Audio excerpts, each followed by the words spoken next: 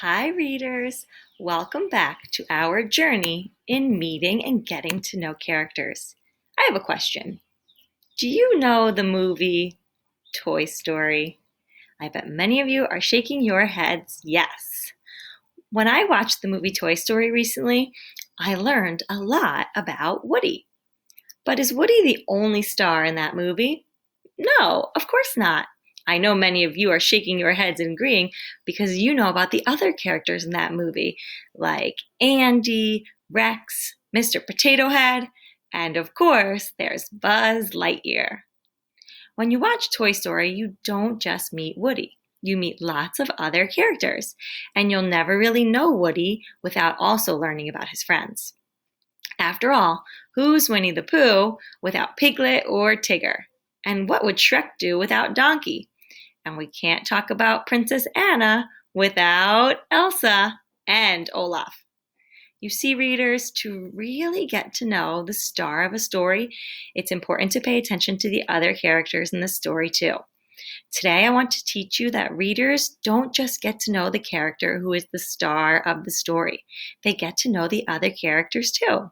When you learn about the other characters, you end up knowing the main character even better. So I've added that strategy to our chart today on this slide.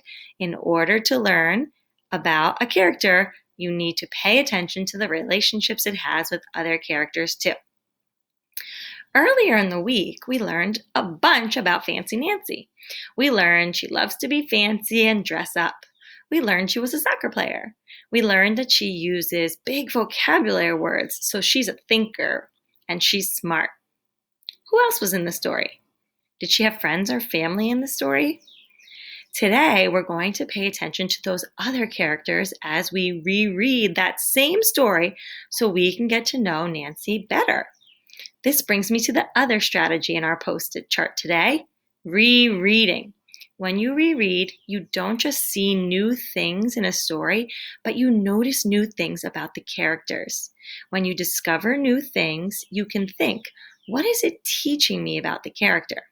So as we notice new things about Nancy today from her relationships with the other characters, I hope you'll take a finger and put it on your knee. Be sure to pay attention to the things that the other characters say and do and what they do together with Nancy so we can get to know Nancy much better. And don't forget, study the pictures too. Are the characters happy? How do they look together? All of that will help us to get to know the character who is the star of the story even better.